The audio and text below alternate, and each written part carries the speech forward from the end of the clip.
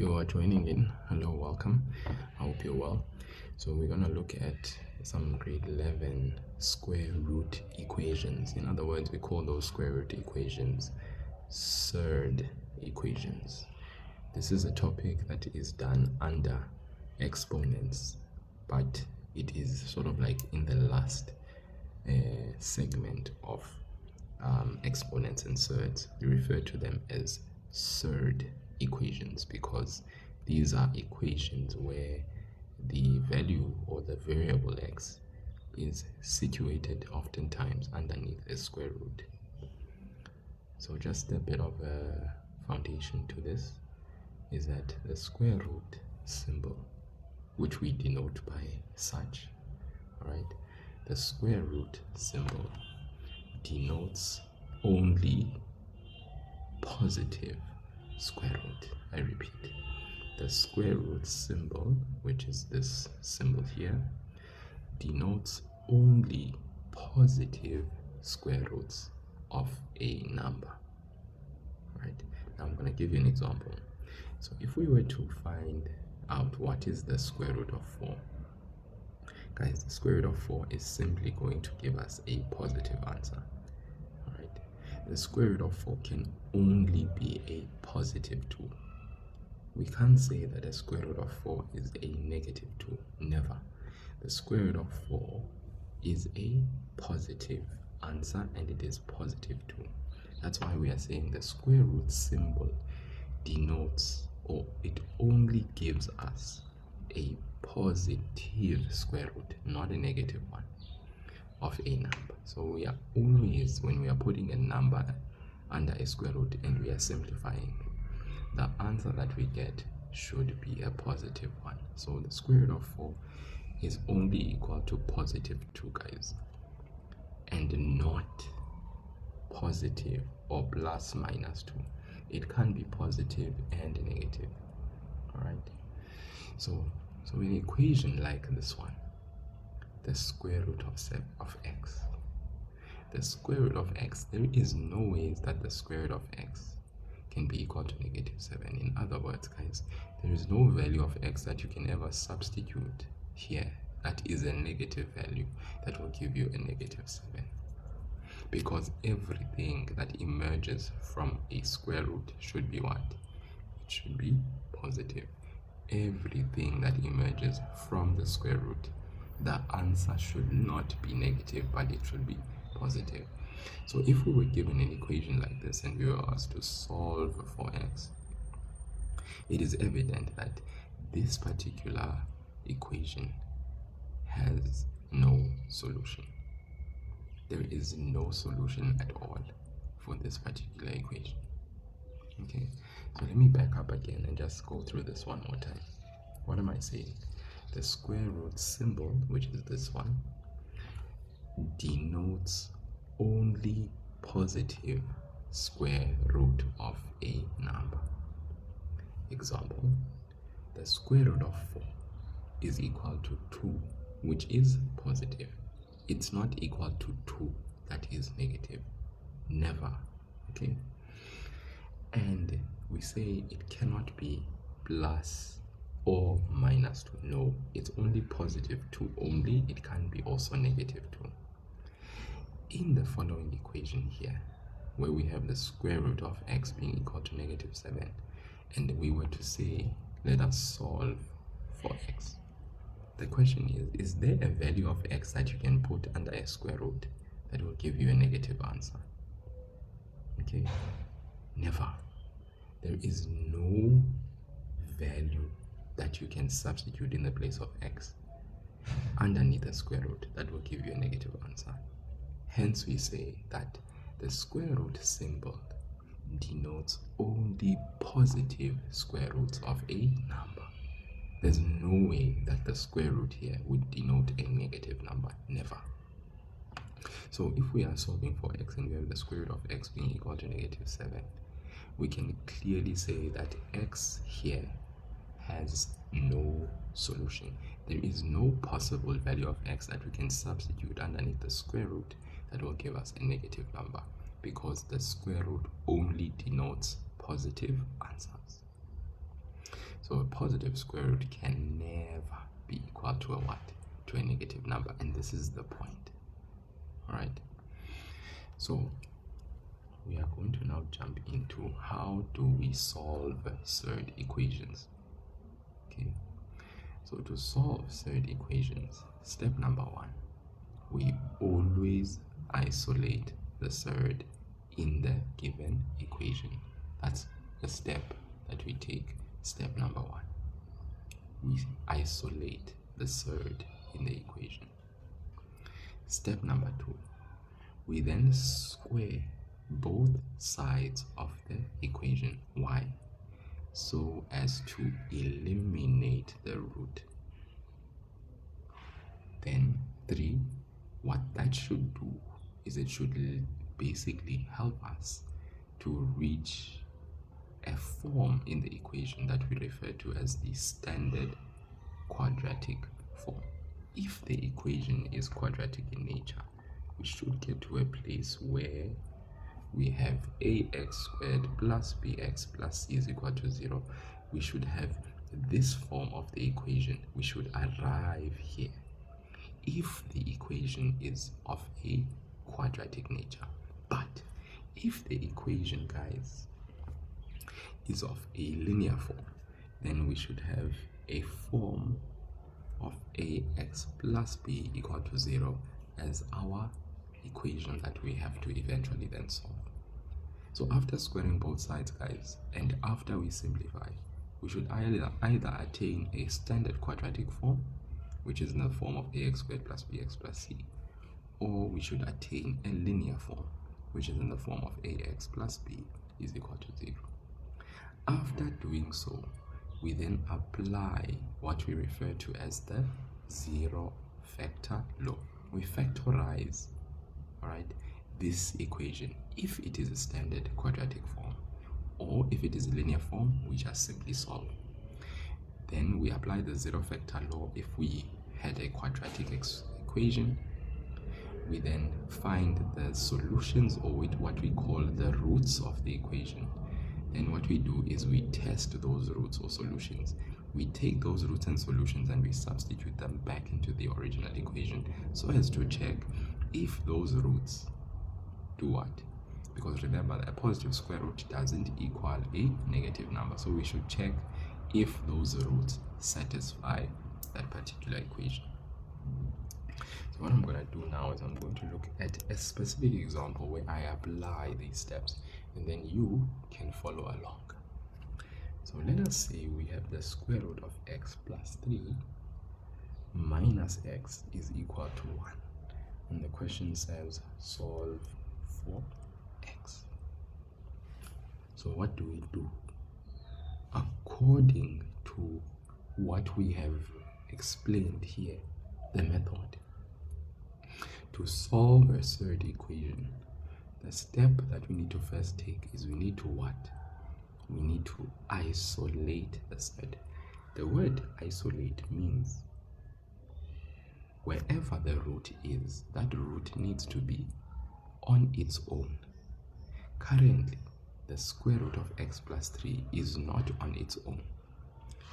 On the left hand side of the equation, we have root x plus 3 minus x.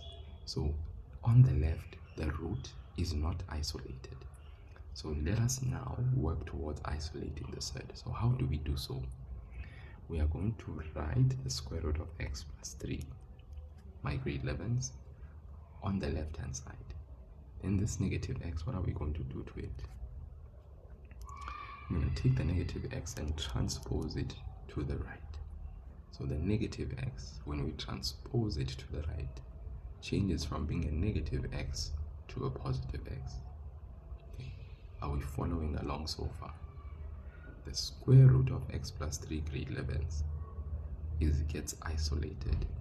Negative x gets transposed to the right hand side. Why? Because on the left hand of this equation, we have how many terms? We have 1, the minus sign separates, we have 2. So we have 2 terms in this equation.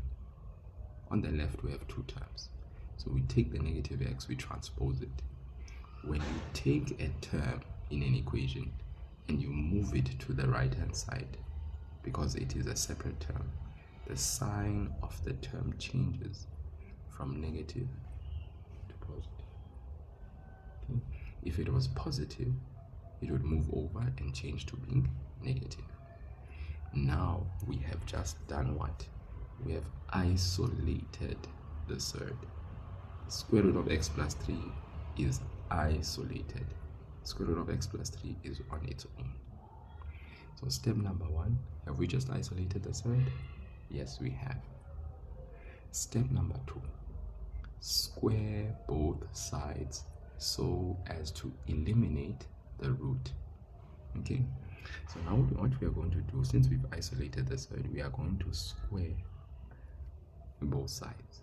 Guys, please, when you square the square root of x plus 3 on the left, when you come to the right, you are not going to square individual terms. No, you are going to square 1 plus x in its entirety. Okay, I hope you are listening to me well. We are not squaring individual terms here. We are squaring the square root of x plus 3. But what we do on the left, we do on the right, as per the rules with equations. So that means we are going to square 1 plus x, all of it. Okay. Now, if you apply the square to the square root, what happens is the square and the square root cancel each other. Now we are left with x plus 3 on its own on the left. On the right, what is 1 plus x, the whole thing squared? That means we open 2 brackets of 1 plus x. And then what do? We FOIL. We distribute 1 times 1. So remember, FOIL. We multiply the first, and the first 1 times 1 is 1. 1 times x, positive x. Okay, 1 times 1. Remember, we're multiplying the sign. Positive times a positive is positive. The number 1 times 1 is 1. The letter, there's no letters. We move on to the next term. 1 times x. A positive times a positive is a positive. 1 times 1 is 1. Then the x gets attached. Then we take x, we multiply by 1. What's x times 1? It's another x. Then what's x times x? Remember, when we are multiplying same bases in exponents, we keep the base variable x, then we add the exponents. Remember, there's a 1 that you don't see that's there. So 1 plus 1 is 2. Snoko. Right? Then remember, we had an x plus 3, which was there already. So now what we have now is x plus 3 is equal to 1 plus x plus x plus x squared. So what we are going to now do is the x squared here is already positive. So we are going to keep that x squared and bring it to the front. And the plus x, what that does, x plus x. Guys, what's x plus x? What is x plus x? Anyone know what x plus x is?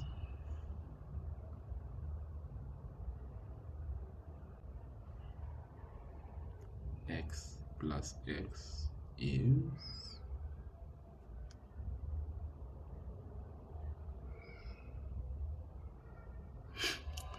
okay. X plus x is, we keep the variable x. Remember, when we are adding like terms, guys, we keep the variable Hannah. We keep the variable x. I usually say when you are adding like terms, it's like you are looking at 2 kids that have the same uniform. All right. So if the uniform is like the x. When you are adding those two kids, does the uniform change? No, it doesn't. So the uniform stays the same. What changes is the number of kids that you have. So when you're adding like terms, you keep the variable, you add the coefficient or the number before each variable. So this x has a 1 that you don't see there. This x also has a 1 that you don't see there. So you keep x and then you add the numbers. What's 1 plus 1? That is 2. So x plus x, guys, is 2x. Let us not confuse these two things. If you are multiplying x and x, if you are multiplying x and x, there is a law that governs multiplication of same bases.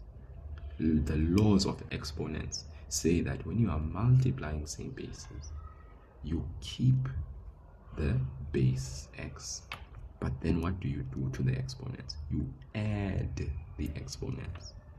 That's why when you are multiplying x and x, you get x squared. Please, guys, be clear about the rules.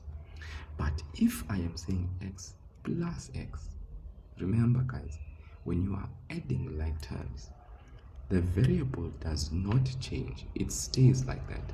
What are you adding this time round? You are adding the coefficients of the variables. 1 plus 1 is 2 as your coefficient. So x plus x is 2x. Okay, do you see the difference between multiplying variables that are the same as opposed to adding like terms, right? So I hope we are seeing the difference. And the thing is, when a learner fails, Hannah, if you fail to misunderstand and not understand the rules, what happens is you keep on making the same mistake over and over again, and that's very dangerous. So just note that when you are multiplying, there's a law that says when you are multiplying same bases, you keep the base, you add exponents. But if you are adding like terms, you keep the variable, you add the coefficients, the numbers before the individual variables. So please, so that's why we say x plus x is 2x, not x squared. Okay, then this one, it's a positive one. We are going to write it this side.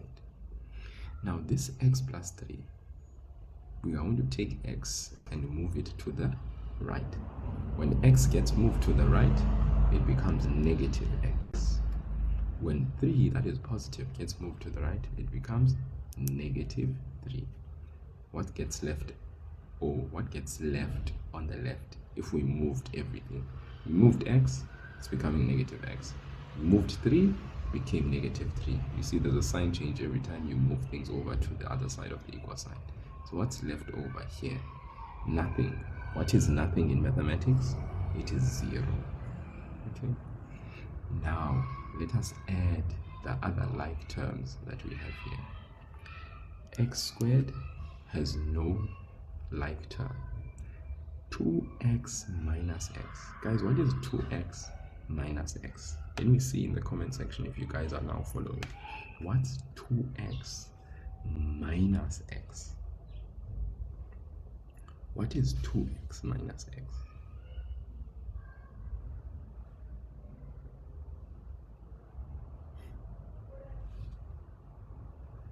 2x minus x. What is positive 2x minus x? Silence. Silence. Silence, silence, silence. So 2x minus x. Once again, what are we doing? We are now subtracting like terms. So what happens? X stays that way. 2 minus what's here? There's a negative 1 that you don't see there. So what's 2 minus 1?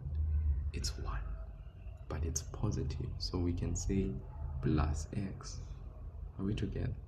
We can say plus x. Then what is 1 minus 3? 1 minus 3. What is 1 minus 3, people? In the comment section, what is 1 minus 3?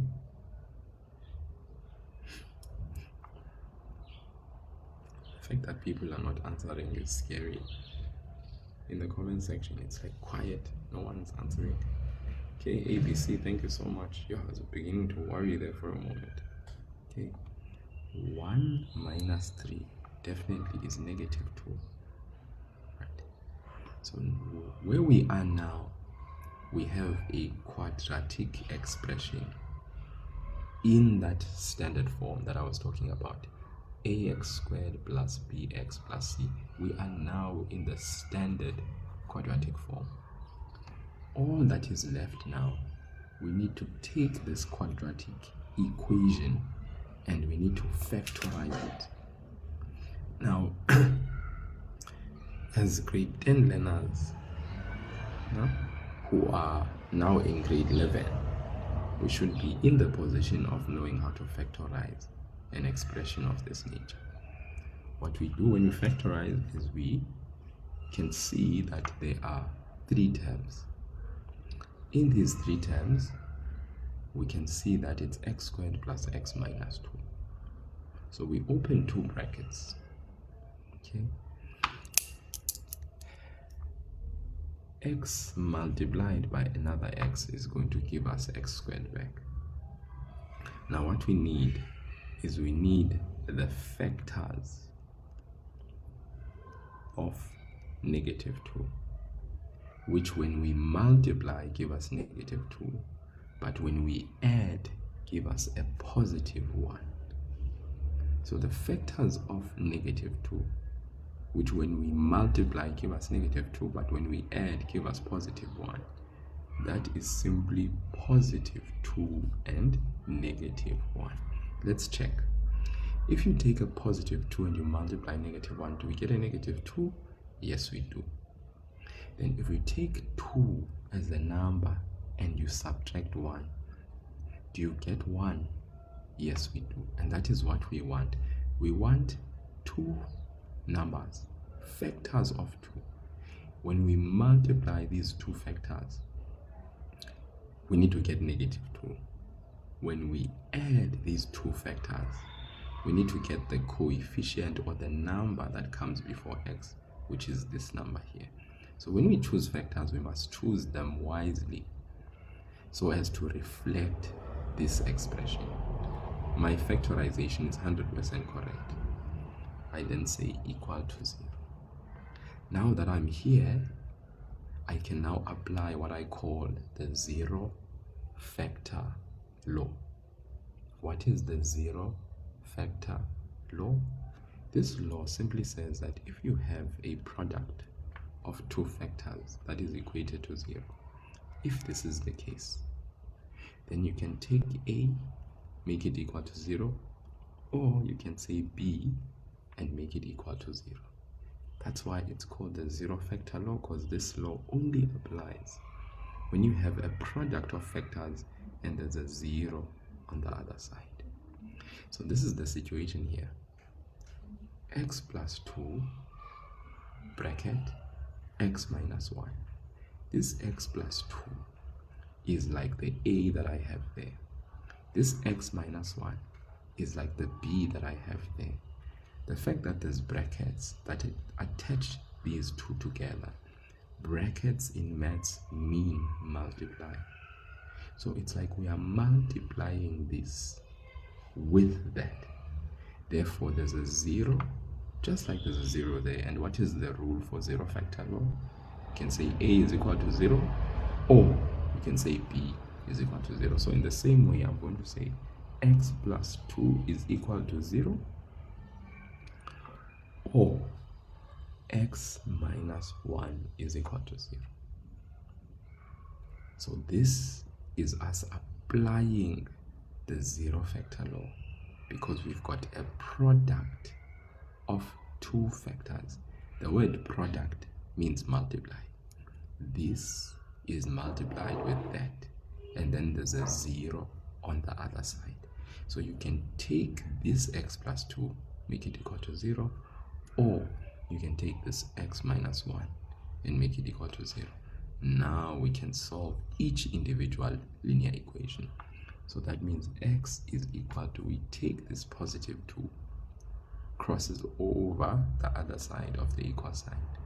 When positive 2 is taken over to the other side of the equal sign, what happens to the plus 2?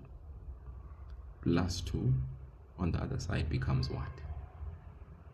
If I take the positive 2 over to the other side, the positive 2 becomes,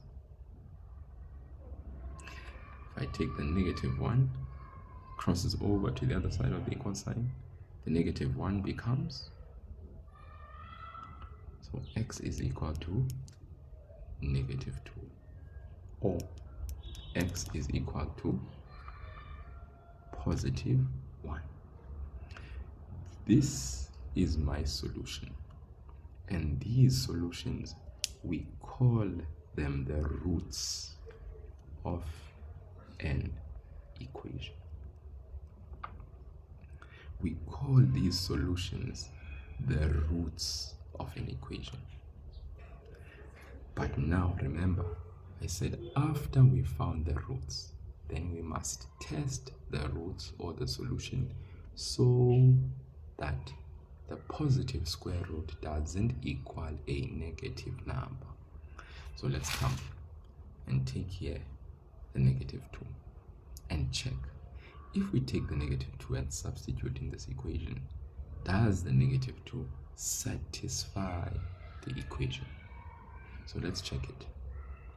Negative 2, we take negative 2, we put it underneath the equation, the square root.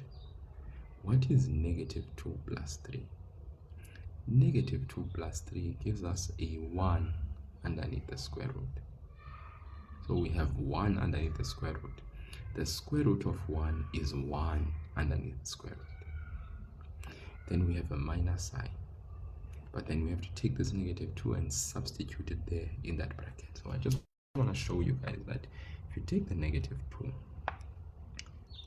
okay, put it under that square root, put the negative 2 in the place of x, plus 3, minus, and then obviously the x is also minus, so in brackets we put negative 2 in brackets, equal to 1, equal to 1.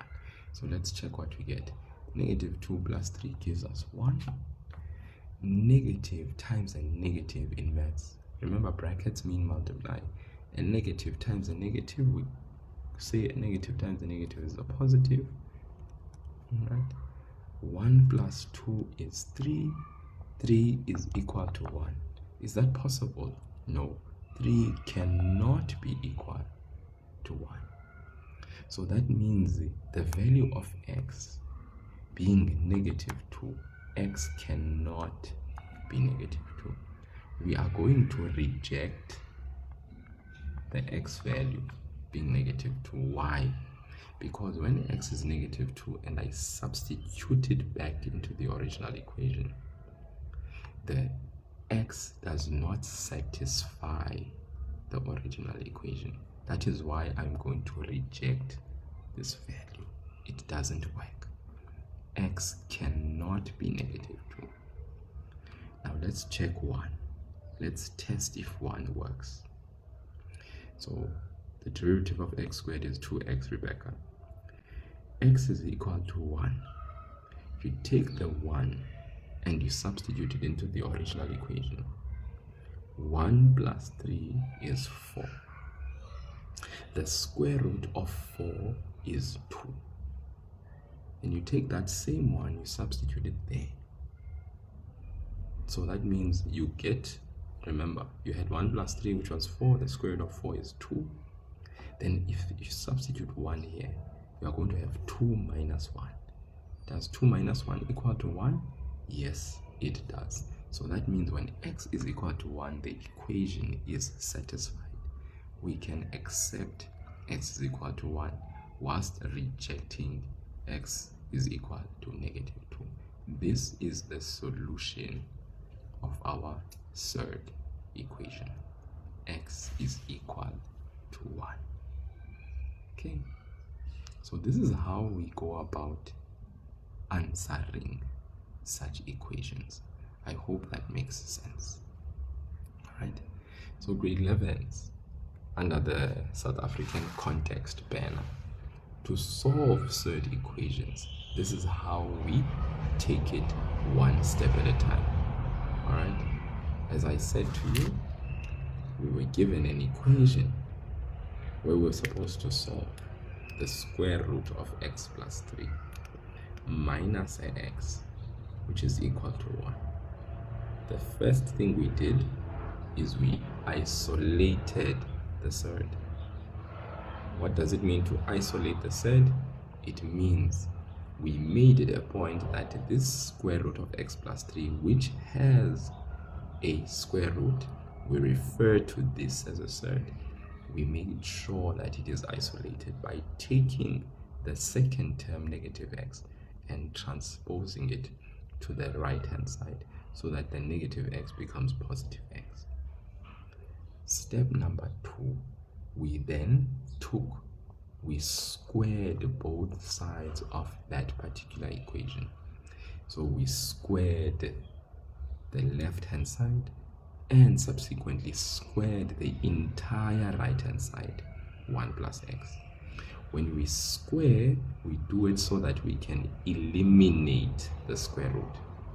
The square root of a square eliminates this square root. So I am left with x plus 3 on the left. 1 plus x squared means I open 2 brackets of 1 plus x. And after doing so, I apply the distributive law or distributive property, meaning I take 1, I multiply it with 1, and then I take the same 1, I multiply it with x. That means I'm done multiplying 1 to 1 and 1 to x. 1 times 1 is 1, whilst 1 times x gives me 1x, that is positive. I move on to the second term in my bracket, which is x. I distribute x to 1, then x to x. X times 1 is the 1x, and then x times x. When you are multiplying same variable letter bases, you keep the variable. You add the exponents. 1 plus 1 is a 2 exponent, so you get x squared. Then you have an obligation to now add any like terms that you find in your equation. X squared, you bring him forward. X plus x, as I explained, when we are adding like terms, we keep the x, we add the numbers before each variable. 1 plus 1 is 2, so x plus x is 2x. This one is positive, so plus 1. You take this x, you move it over to the right. The positive x becomes negative x. You take this positive 3, you move it over to the right. The positive 3 becomes negative 3. That's the rules for transposing in an equation. What is left on the left? 0, because there's nothing left when you've taken everything over to the right. Then you add the other like terms that you see there. X squared plus 2x and negative x are like terms. So what do we say is 2x minus 1x? When we are adding like terms, we keep the variable x, we add or subtract the numbers before the variables. So that is 2 minus 1, which gives you 1. So you have a middle term that is 1x. Then 1 minus 3. These are also like terms. What's 1 minus 3? It is negative 2. So you now have this equation. You factorize it. Factorize the equation. Okay. How? This is a quadratic trinomial expression. To factorize it, you open two brackets. The x squared is formed by an x and an x, so you write those down. The negative 2 last term, which is your last term, which is negative 2, you need the factors of 2, which when you multiply must give you negative 2, but when you add them, they must give you positive 1. So those two numbers, when you multiply together, will give you negative 2, but then when you add them, will give you positive 1. A positive 2 and a negative 1. Positive times a negative is a negative. 2 times 1 is 2. When you multiply, you get negative 2. When you add 2 minus 1, you get this 1 that is here. So that means my factors are correct.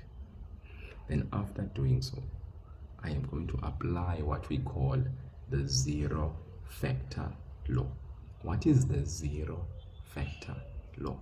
That law simply says that if you have a product, in other words, if you are multiplying two factors and they are both equal to 0, you take each individual factor, a equal to 0, b equal to 0, which in the same way you take x plus 2, make it equal to 0 because there's a 0, or x minus 1.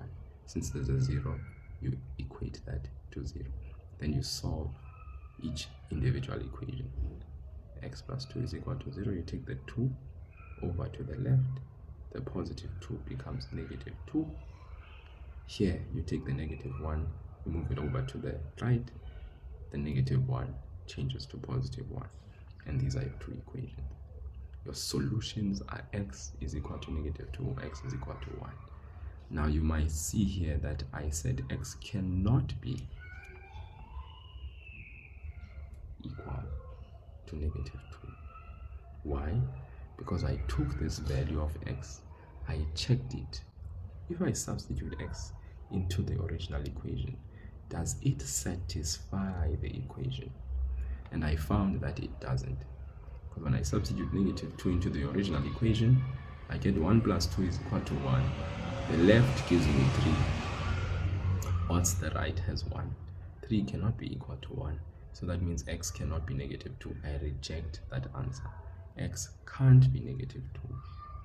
But when I check x is equal to 1, the x is equal to 1 satisfies this equation.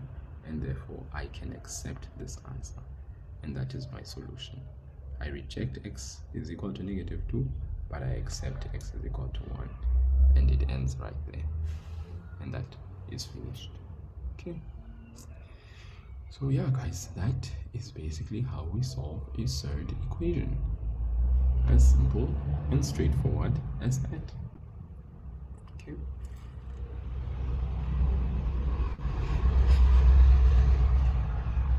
Now, I don't know if people have questions in the comment section. If not, then I guess that is basically it. And all I did is I simply followed the steps. 1, I isolated the surd.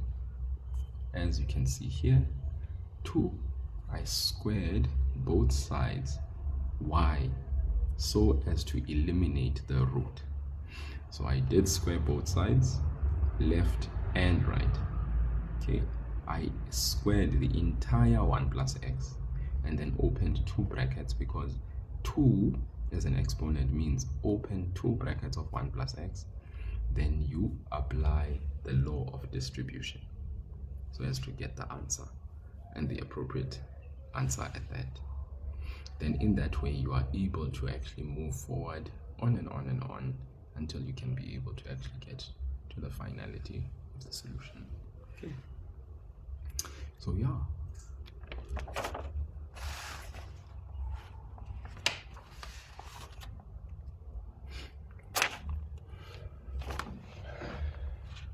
Okay.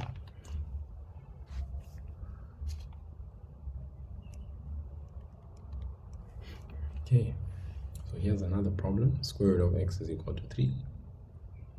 Solve for x. Third equation. So as per what we've just learned, what did we say? We look at the equation. First step, we isolate the surd. The surd is already isolated, square root of x. So then all we need to now do is square both sides. And of course, squaring both sides means we're going to square left and right. The square and the square root eliminate each other. We are left with 3 squared is 9. So that means x is equal to 9 is our answer. This was very straightforward. Very, very straightforward. Okay, do you see how straightforward this one was? Okay, so when 9, you substitute the 9 in there. The square root of 9 does in actual fact give you 3 as an answer. So it makes sense, this answer. We can accept it because when we check and test the solution, it works. Let's look at another question.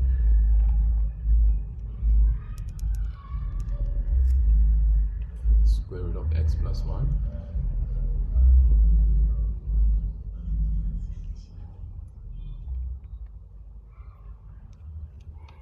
is equal to -2. So if we look at this particular solution, this particular question, does this question, is it possible for me to have a value of x that will lead me to a negative or a negative outcome? Is it possible for me to have a specific value of x that I can substitute here, whereby after I get the answer from the square, applying the square root, it will lead me to a negative answer? Is it possible?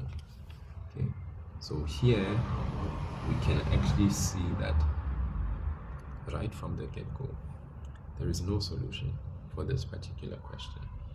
X, there is no particular x value that I could write here, which I will add to 1. And after determining the square root will lead me to an answer that is negative. Because remember, a square root is always going to lead to a positive answer. So that means I can just from the get-go, without even going ahead and trying to solve it, I can say x has no solution, and that is based on my knowledge. 3, let's move. Square root of x is equal to x. Okay. So once again, square root of x is equal to x. Step number 1, we isolate the surd. The surd is already isolated. We square both sides. What does that lead us to? The square root and the square, they remove each other. This x is equal to x squared. Okay, then what we can do is we can transpose the x so that we have x squared minus x. If we look at this, this is a quadratic expression. So we can what? We can factorize x squared minus x. How? How many terms do we have? We have 2 terms. Is there a highest common factor? Is there a highest common factor? Because that's what we always check whenever we are factorizing. So between x squared and x, is there a highest common factor? Well, is there a highest common factor psi? The first term is positive, so the highest common factor sign is positive. Is the highest common factor number? Yes. There's a 1 there that you don't see, there's a 1 there that you don't see. So the highest common factor number is 1. Is the highest common factor letter or variable? So when we take out the highest common factor variable, remember the letter must be the letter that has the lowest exponent. but it must be common. So for instance, x and x is common, but I take the letter that has the lowest exponent. This exponent is 2. That one that you don't see is 1. So you take out the letter that has the lowest exponent. That is your highest common factor. What does that leave you with? If you took out one x and you need 2 of these x's, how many x's are left? You only have another x that is left.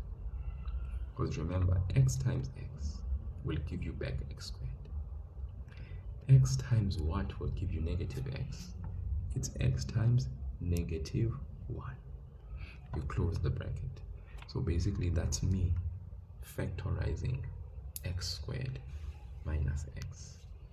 When you factorize x squared minus x, your highest common factor is x. What is left inside the bracket is another x, because x times x will give you back the x squared. Then you ask yourself, x times what will give you negative x? It definitely has to be x times negative 1. So that's why you know that for the second term inside the bracket, you have negative 1 as your second term inside the bracket. Then, now we can apply the zero factor law. If you have a product of factors equated to 0, what can you then do? You take each individual factor, make it equal to 0. So we can say x is equal to 0, or the entire x minus 1 is equal to 0. So I have my first solution, x is equal to 0. My second solution, x minus 1 is equal to 0. Remember, negative 1. We make it do what? We take it over to the other side. Then negative 1 changes from negative to be positive 1. We have x is equal to 1. So these are my two possible solutions, but I need to check them if they work. So if we take 0, we substitute it back into the original equation. The square root of 0 is 0, right? But then you take this 0, you put it there as well. So that means 0 works. It is the solution. I don't have to reject it. Let's take 1, substitute it into the original. The square root of 1 is 1. If I take this 1, I substitute it here as well. It is 1. 1 is equal to 1. This solution is also acceptable. We don't have to reject it. So that means our answer, there are two of them. X can be equal to 0, or x can be equal to 1. That is the solutions that emerge from this third equation. Right? And all I did was follow those steps that I explained to you where third equations are concerned. Let's look at another problem. Please guys, do not hold yourselves from helping me with my life goal. I really appreciate it if you do. You know, the support is very much welcome. Please don't be shy. Don't be shy, guys, to you know, extend that, you know, not 1 cent coin, so that, yeah, I'll appreciate it too much. And let's look at another example.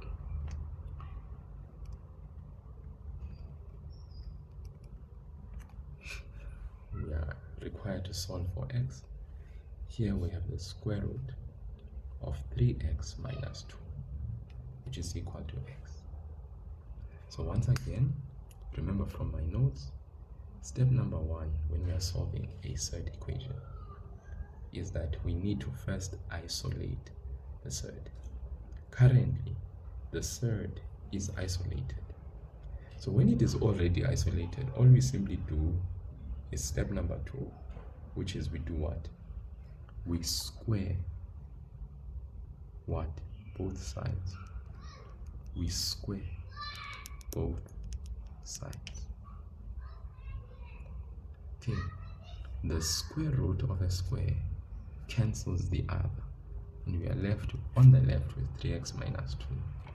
whilst on the right, x squared, you apply the square to the x. There's a 1 there. 1 times 2 is x squared.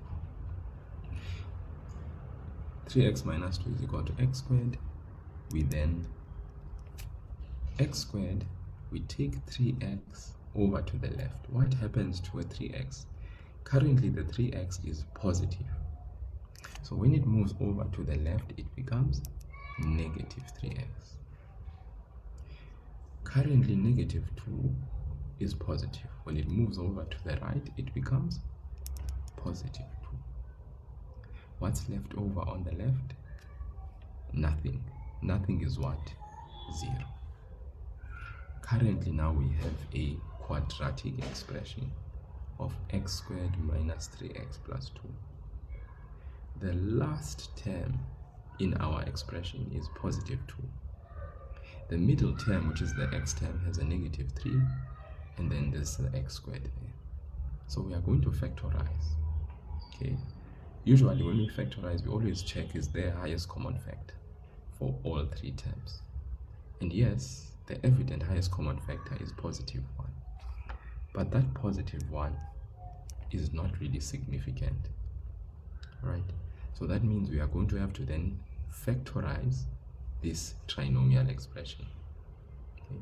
Now what I know is that if we have a positive 2 here, that suggests as long as the constant is positive, that suggests that in the brackets we are going to have the same signs inside the bracket.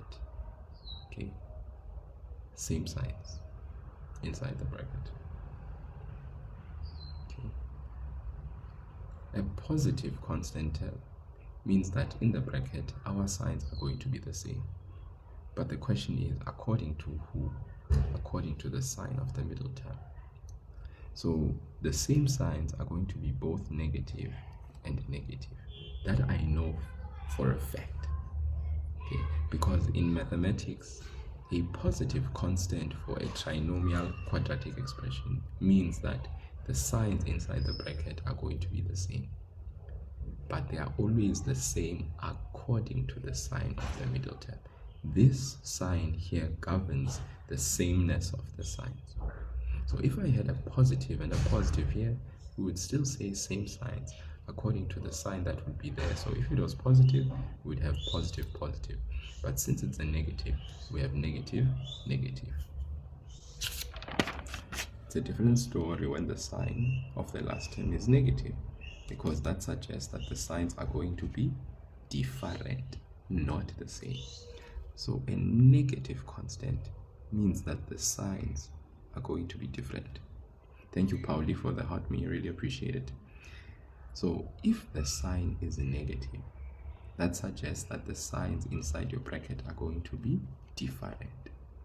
If the last term in your quadratic expression has a negative sign, that suggests that the signs inside your bracket are going to be different. Right? But the highest factor from your factors of 2 is going to have a positive sign.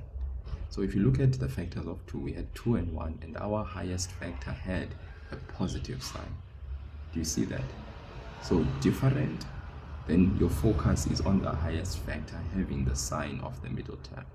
I repeat, if your last term is negative, that suggests that your signs inside the bracket will be different. Then the highest factor from the factors of 2 is going to adopt the sign of the middle term. That's why, for instance, your factors were 2 and 1. What did your highest factor have as a sign? It had this sign, which is the positive sign. Okay, so negative last term means different signs. Your highest factor always gets the sign of the middle term. But when your last term is positive, that means same signs, and therefore your middle term is going to have the signs that are in the middle, because When your last term is positive, it means same signs. Who in the world is your teacher? Crispy012. You say I sound like your teacher. Who is your teacher? Right. So here we are going to put the factors of 2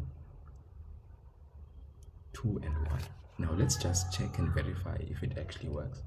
If you take a negative 2 and you multiply with a negative 1, you get a positive 2.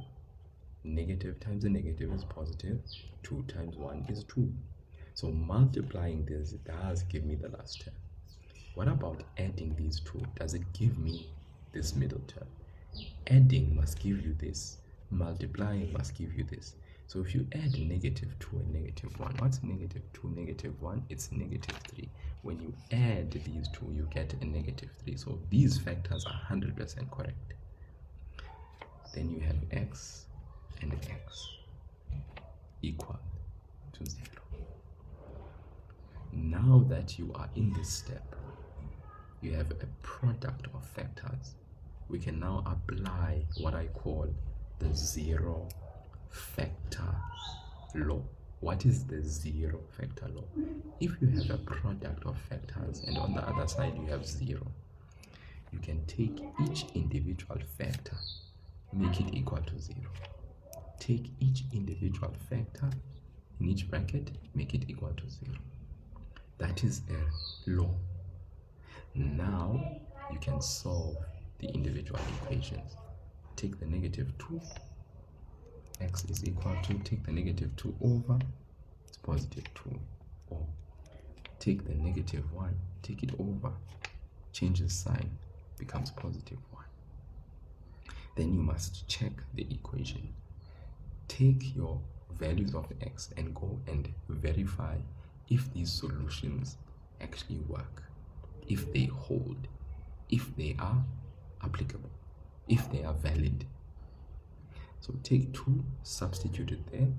What is 3 times 2? If you multiply 3 and 2 together, guys, what's 3 times 2? It is 6. Then what is 6 minus 2? It is 4. What is the square root of 4? It is 2. Then if you take the 2 and you substitute it here, there as well, 2 is equal to 2. That means x is equal to 2 is 100% correct. We are going to accept it. 2, when substituted into the original equation, satisfies the equation. I repeat, you take the 2, you substitute in the place of x. You take the same 2, you substitute it in the place of x. So we have 2 on the right. What's 3 times 2?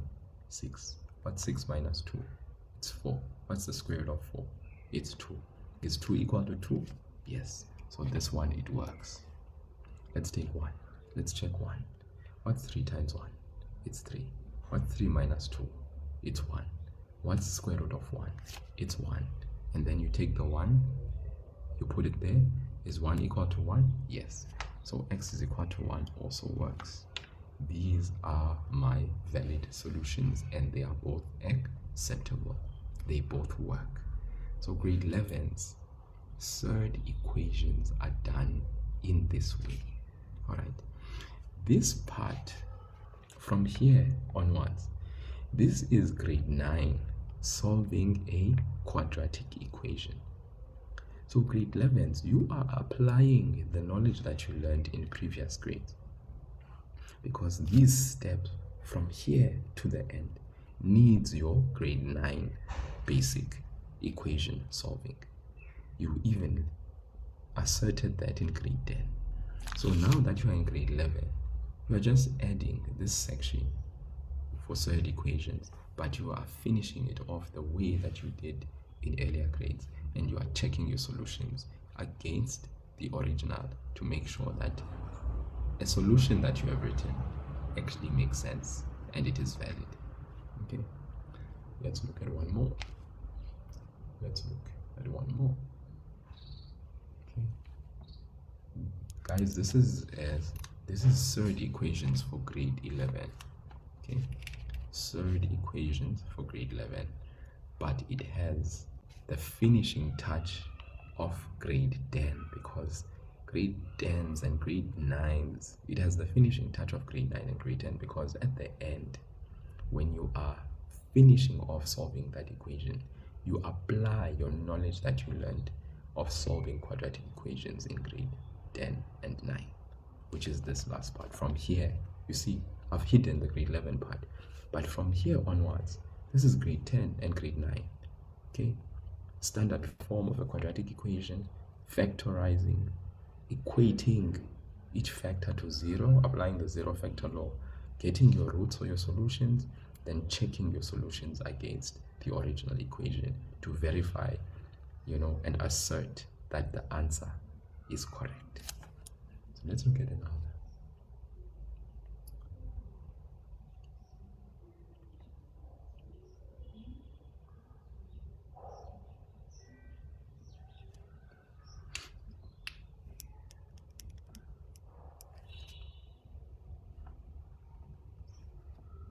Okay, I'm doing one last one for the grade 11 set equations, and then I'm going to hit the road, Jack. Pauli, the dot, what's the dot for? What's happening there? So square root of x plus 5 plus x is equal to 1. Okay, so the square root of x plus 5 plus x is equal to 1. So once again, what did we say is the approach when solving surd equations? Step number 1, isolate the surds. Isolate the surds. Okay, we play the game of surd isolation. So the square root of x plus 5 needs to be alone on the left. Then we take the x over, so it becomes 1 minus x. Step number 1, the surd, meaning where the root is, it is isolated. Step number 2, square both sides. Square both sides. Grade 11s. Square both sides. Grade 11s. Square root of x plus 5. So you square what you do on the left, you do on the right. We don't square individually. We square the entire expression on the left. Okay, please guys. Some people, they do this thing of squaring 1 and square x alone. It's nonsense. You square the entire thing. Then the square of a square root, that cancels the square root. That is the whole objective and intention of actually applying the square root. We want to eliminate the square root so that we can solve the equation. Right? Then 1 minus x. 1 minus x. You open two brackets of 1 minus x. Okay, you don't square the first term and square the last term and that's it. That's nonsense. You open two brackets, you know what to do after that. You distribute.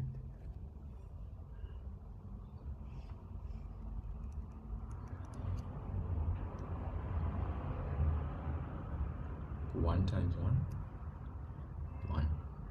1 times negative x.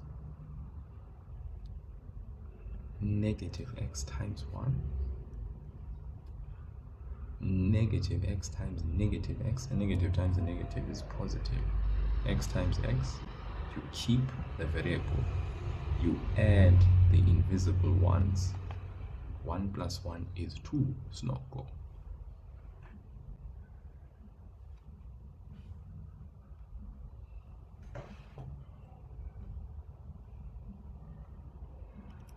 Then like terms, x squared always first,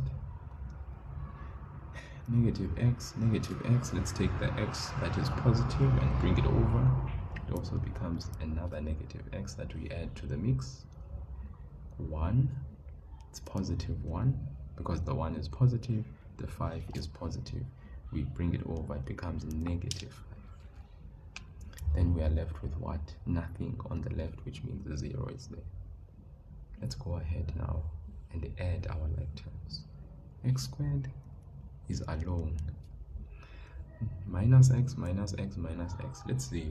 What is minus x, minus x, minus x? In the comment section, I want the answer. What's minus x, minus x, minus x? What's the answer, guys? Let's see. What do you guys think? Minus x, minus x, minus x is equal to what?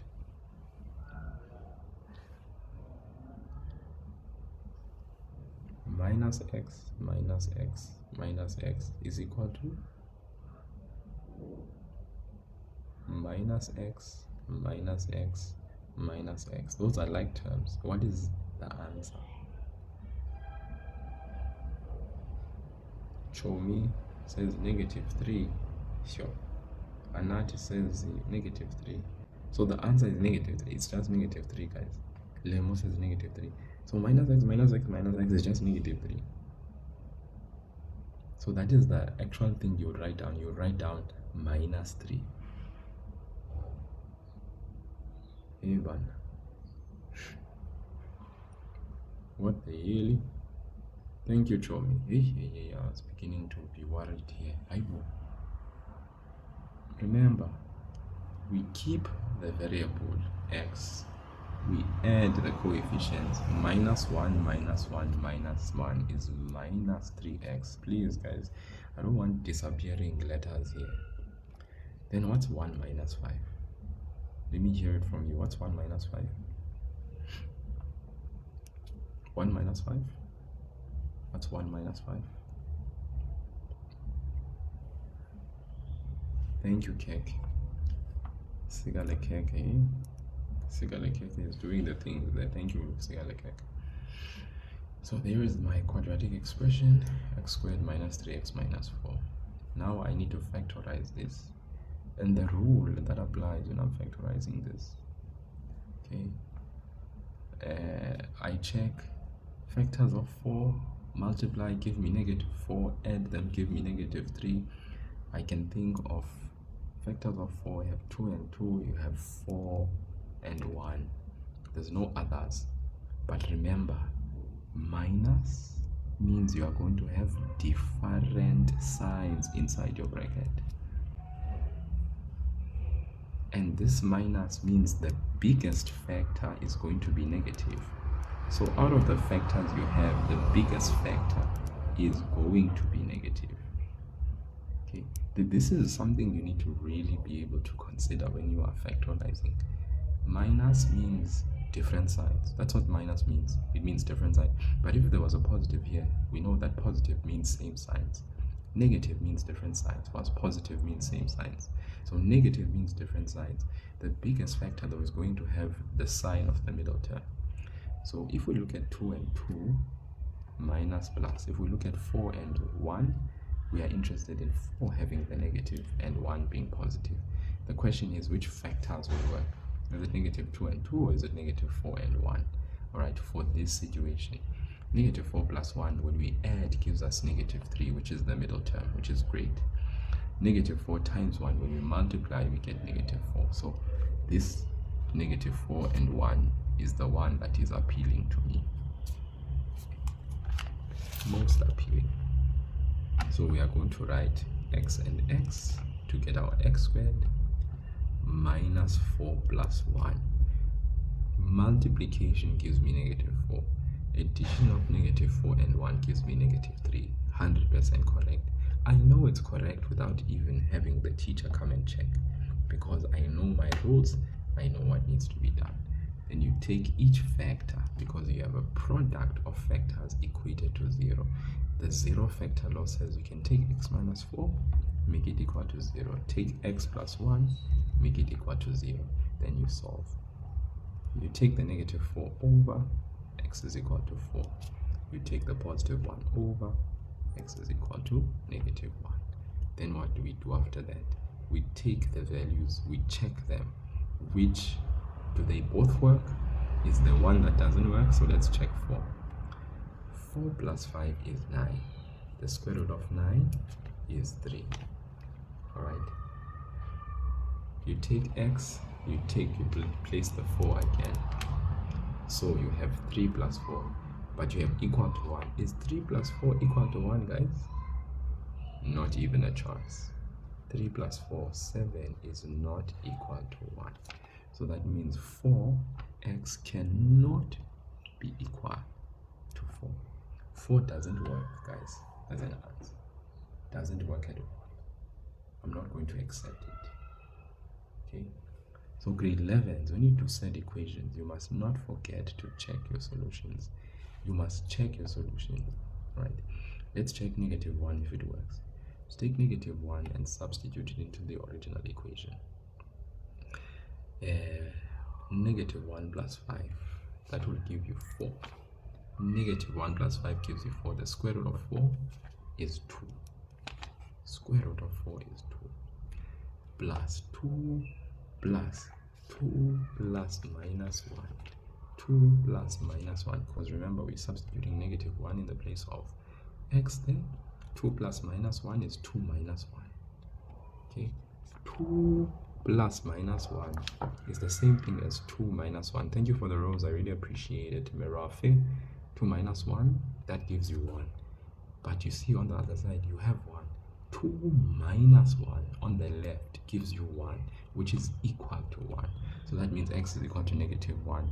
We can accept that value of x. X is equal to -1. Okay, so the x is equal to -1 works.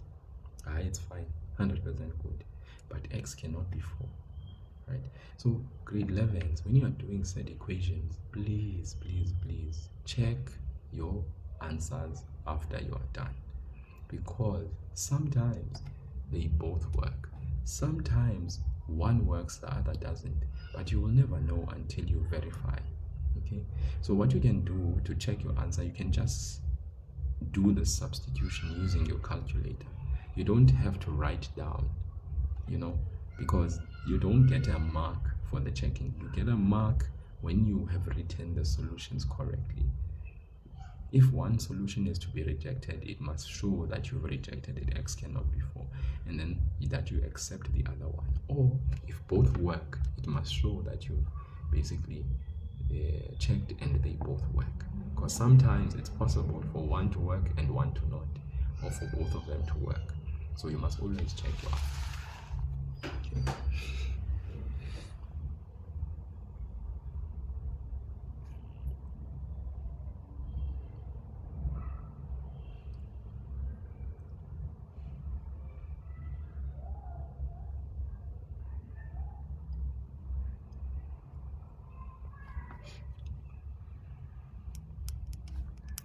I'm going to do one last one. One maybe that is slightly complicated. Look at this one. Square root of x plus the square root of x plus 3 is equal to 3. I'm going to do this one as a concluding problem so that I can love and leave you, my people. Square root of x plus the square root of x plus 3. So grade 11s, this is a third equation as well. Square root of x plus the square root of x plus 3 is equal to 3. Okay, so step number 1, isolate the third. So let's do this.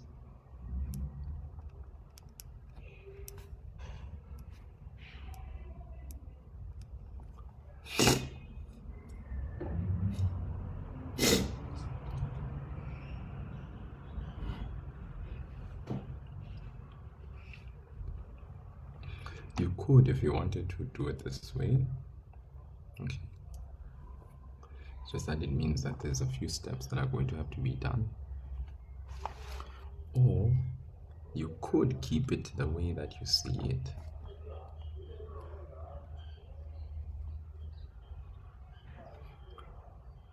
Okay. So I'm just gonna do 2 ways of doing the same question, so that you can see what is happening. Right, so with this approach, I isolated the square root of x plus 3. I took the root x over to the other side, it's minus root x. Okay, the third here is isolated, so let's go ahead and square. And remember, as I said, when you square, we are going to square the entire thing. You're not going to square individually. No. You square this because it's one term, but then this 3 minus the root x, you treat it as 1, and then you put a square for both. Okay, very important that you do that, grade 11s, because if you fail to do that, then you are going to solve your third equation incorrectly, and then it's going to go south. Then apply the square to the square root. What happens when you apply the square to the square root? Voila, disappear. Now here we have a bit of a situation. Let's explore the situation. We have to open two brackets, right, of 3 minus root x. So let's open them and then let's explore what happens. So x plus 3, that's still fine on the right. We are going to distribute 3 times 3, 9.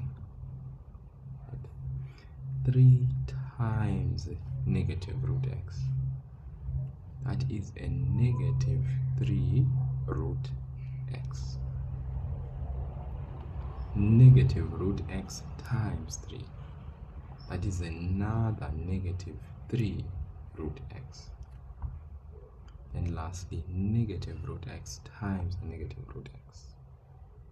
Now I need you to understand that if you have a root x multiplied by another root x, this is the same thing as putting both of those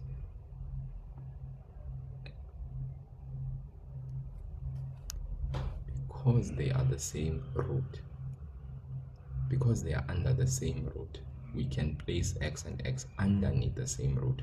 We can combine, join, because multiply, okay, we can join x and x together. Okay, and this is coming from this law. There's a law that says a times b, the square root of a times b can be written as the square root of a times the square root of b, and vice versa. So if these are underneath the same square root, I can combine them underneath the same root if the relationship is multiply, and we can do that as well if the relationship is divide. We split the square root. It's like we're splitting the square root for multiplication, and we can split the square root for division, but we can't split the square root for addition and subtraction. The splitting of the square root only applies for m multiplication and d division. It does not apply for addition and subtraction.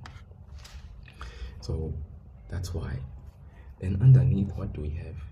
X times x, which is x squared. But if you apply the square root to a square, this is x to the power 2 over 2, which is x. So in other words, the square root of x times the square root of x leads us to x. So that's why I'm going to just write the final answer there. Root x times root x is negative x. Okay. All right. Now, let us add any like terms we see here on the side. Negative 3 root x minus negative 3 root x. That is 9 minus 6 root x. You keep the variable with its root. You add and subtract the coefficients. Minus 3 is negative 6. You keep the root x minus x. Okay, now what I'm going to do is that I can see that there's another surd that is here. It also needs to be isolated. So I need to isolate the surd again. Why? Remember, when you isolate the surd, you do it with the intention of eliminating the surd. When you isolate it, you do it with the intention of eliminating the surd. How? By squaring both sides. So let's take the 9 over x. Let's take the negative x over first. X, this becomes another x. Plus 3, we take the 9, it becomes negative 9. Then we are left with negative 6 root x. Okay. Okay, hope that makes sense. Very good, Shokhi, very good indeed. Negative x, when we transpose it, becomes positive x. 9 that is positive, when you transpose it, becomes negative 9. Now we are left with negative 6 root x. So this is x plus x, which is 2x. 3 minus 9 is negative 6. And then we have negative 6 root x. Now listen here. Now we are in the position of doing what? The surd square root of x is isolated. This is one term again. Remember, this negative 6 is just attached to the square root of x. So we can say in this stage we have isolated the surd. So what we do is we repeat the steps. When the surd is isolated, what do? We square both sides. We square this where the surd is isolated. So when we square, remember, we are going to apply the square to the side. When a square, very important, any negative where an exponent that is applied is even leads to a positive answer. But if a negative has an exponent that is odd that is applied to it, that leads to the sign remaining the same. Even exponent applied to a negative sign leads to a positive answer. Odd exponent applied to a negative sign leads to a negative answer. So this is important because what's happening here? This exponent is going to be applied to the sign, to the number, and to the letter, because the relationship that exists between the sign, the number, and the letter is one of multiplication. So we're going to apply the exponent to the sign. That gives us a positive answer. Apply the exponent to the 6. 6 squared is 36. Apply the exponent to the letter. Square root of x. So the square of the square root eliminates the root, and then we are left with x. So we have 36x here on this side. Why could I apply the exponent to the sign, the number, and the letter? It's because the negative and the 6 and the square root have a relationship of multiplication. That is why the square could be applied to each individual sign, number, letter. But here, we don't do that. We can apply the square to the individual, but we have to do what? Open two brackets. And then what do? We foil, we distribute. So what's 2x times 2x? 4x squared. What's 2x times negative 6? Negative 12x. What's negative 6 times 2x? Another negative 12x. What's negative 6 times negative 6? A positive 36, which is equal to 36x. Now I'm going to transpose 36 so that it comes this side, and we can deal with like terms and solve.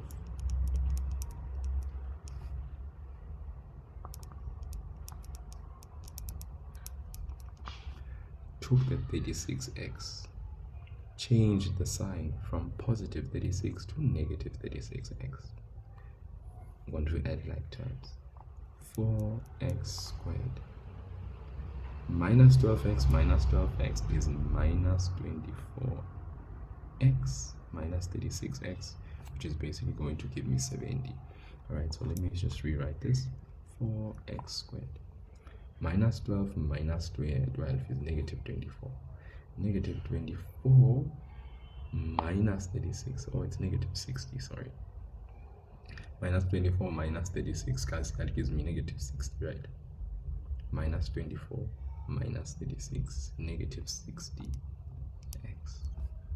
plus 36, which is equal to 0. Okay, yeah. So when you look at this, is there a highest common factor?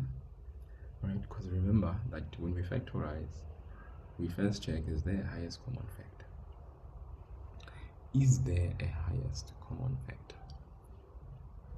Because if there is, right,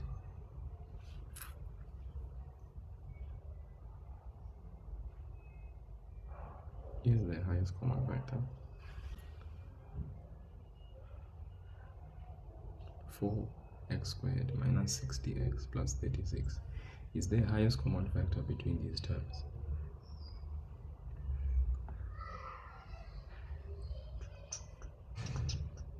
What is it? Because if there is, I'm going to divide each term by that highest common factor so that I can simplify it. This is an equation, so your highest common factor in an equation, if the highest common factor is a number, you can divide each term by that number. But if the highest common factor is a variable, we take it out, we don't divide by it. So I'm asking, is the highest common factor number between 4, 60, and 36? Spare, it can't be 12. Highest common factor number between 4, 60, and 36. Rele is saying 2, 4, Spare is saying 2. Okay, Rele, Spare, which one of you are correct? Is the highest common factor 4 or is it 2? I don't want a common factor. I want the highest, the biggest number that goes into 4, into 60, and 36. Which one is it? The highest number that goes into 4, 60, and 36. So Relay is very much set on 4. Okay, so it is 4, guys. So that means I'm going to take each term, I'm going to divide it by 4. I can do that. Each term in the equation is divided by 4. If your highest common factor in a equation is a number alone, you divide each term in equation by the number.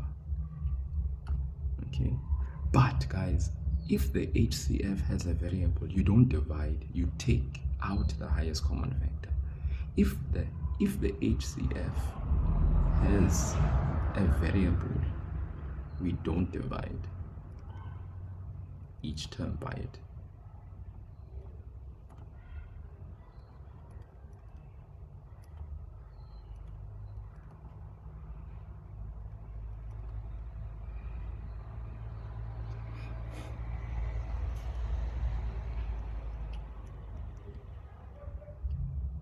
But rather we take it out. Okay. Please, let's always remember this. Okay, so what do we get then? X squared. What's 60 divided by 4? Now I'm going to check.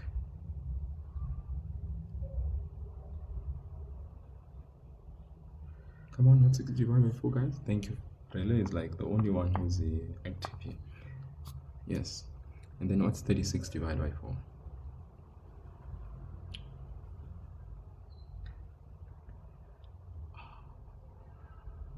It's 9, right? Okay.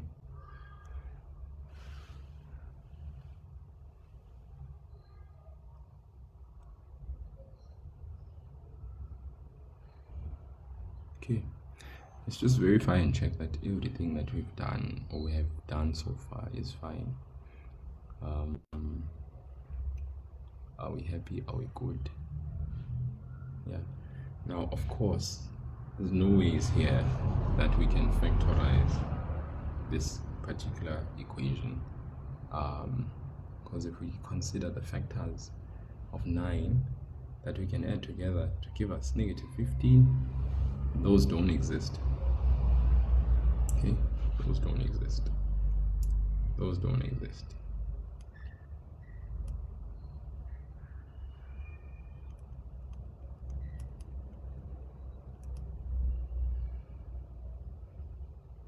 Yeah, so that means we need to use what to get the values of x? Quadratic what? Quadratic formula, right? Yeah, quadratic formula here is crying for us. It's crying. It's calling our name. Quadratic formula is calling our name.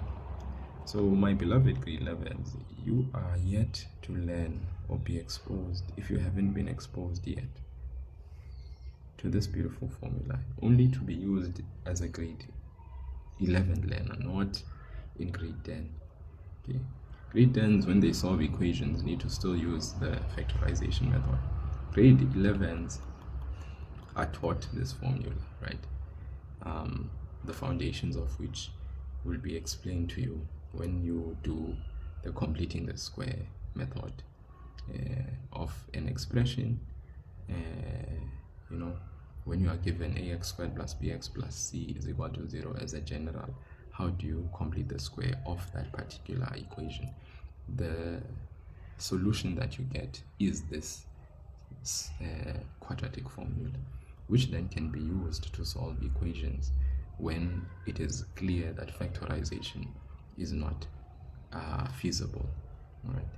So what you then do is you take this negative sign, you substitute. This is your a value, your b value, your c value.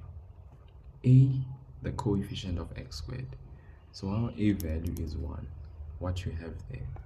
B value is negative 15, the coefficient of x. C is a 9, it's positive. It's positive 9. So this formula is a formula that you get given in the formula sheet. A is 1, B is negative 15, C is positive 9. And that's how you always go about identifying your A, B, and C. Your equation must be in standard form. Then you can identify A, B, C. And please consider the sign when you are writing each value. So there's a negative sign in your formula. B is negative 50. You go to B squared. B in the place of B, negative 50. Please use brackets. Minus 4. A is 1. C is 9. Over 2. In the place of A, you write 1. Then all you do is you grab your calculator, you punch all of this in, and your calculator should give you the answer.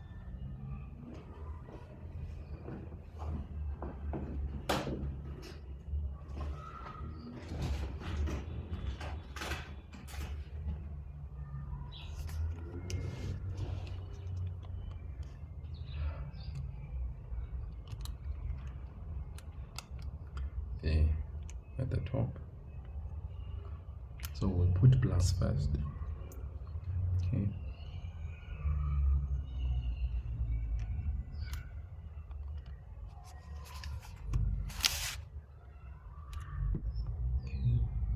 Minus, there it is. Plus the square root, minus 15 in brackets, we put the square on the outside, minus 4 brackets, 1 bracket, 1, 2 times 1.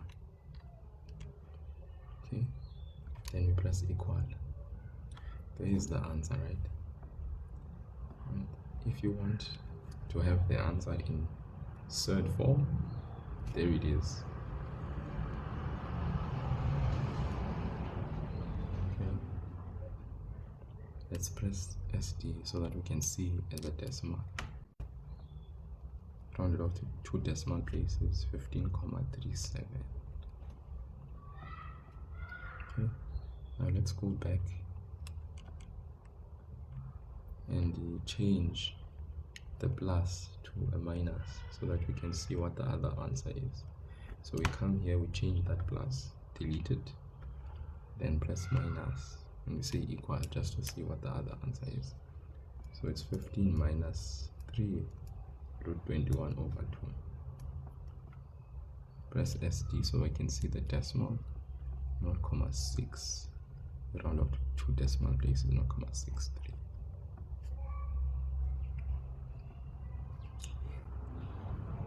Okay.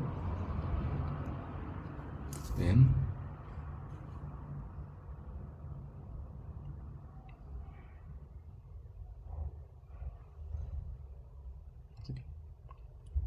there's a lot of work.